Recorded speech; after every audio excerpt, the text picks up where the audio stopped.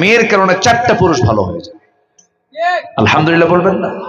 স্বামী ভালো হয়ে যায়, ছেলে ভালো হয়ে যায়, ভাই ভালো হয়ে যায়, শ্বশুর বাড়ি ভালো হয়ে যায়, বাবার বাড়ি ভালো হয়ে যায়। আল্লাহু আকবার বলেন। একটা নারীকে ভালো হওয়ার দরকার আছে না নাই বলেন তো? সামান্য চকলেট, 1 টাকা দামের চকলেট, সেও তাকে ঢাকার জন্য কি ঢাকে না, ঢেকে থাকে না?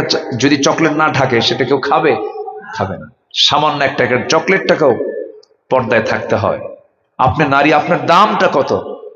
সে নারীটা উলঙ্গ হয়ে রাস্তায় বের হয়, রোগ সৃষ্টি করে, সমাজে ব্যাধি সৃষ্টি করে ফেলে, কপটতা সৃষ্টি করে ফেলে।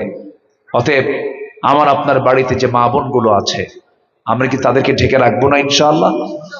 জোরে বলি ইনশাআল্লাহ। পরপুরুষের বদনজর থেকে আল্লাহ পাক হেফাজত করুন, জোরে বলি আমিন। কিছু কিছু মহিলা আছে স্বামীর সামনে সাজে না, কিন্তু মার্কেটে যেতে দারুণ সাজে। আছে না নাই বলেন তো? আছে না নাই? এটা কি ভালো লক্ষণ না খারাপ লক্ষণ? খারাপ লক্ষণ। মেয়েরা পারফিউম ব্যবহার করতে পারবে না কেন? বাইরে গেলে পারফিউম তাদের জন্য ব্যবহার করা জায়েজ নাই। যত সুগন্ধি লাগাবে ঘরের ভিতরে, যত রং লাগাবে, সব ঘরের মধ্যে রং, বাইরের কাউকে দেখানো যাবে না। সারা বছর বোরকা পড়ে, ঈদের দিন আর বিয়ের দিন বোরকা ছাড়ে। আছেন এরকম? আছে না কিছু মহিলা? আছে না?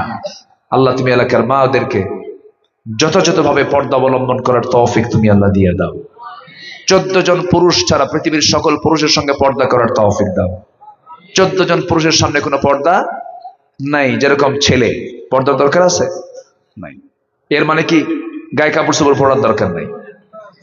কিছু কিছু অসভ্য মা আছে, ছেলেদের সামনে আপত্তিকর পোশাক পরে, বুকের ওড়না থাকতে হবে, লম্বা প্রশস্ত ওড়না দিয়ে নিতম্ব এবং বুকটাকে ঢেকে ফেলতে হবে, ঢেলা ঢালা কাপড় চোপড় পরে।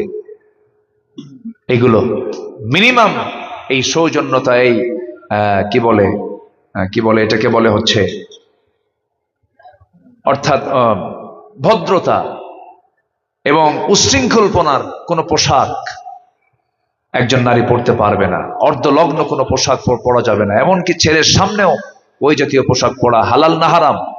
হারাম। আল্লাহ তুমি এলাকার মা বোনদেরকে বোঝার তৌফিক দাও, জোরে বলি আল্লাহুম্মা আমিন। আমি আমার কথা আর বাড়াবো না। কেমনে আজকে এত সময় চলে গেল বুঝলাম না। হ্যাঁ,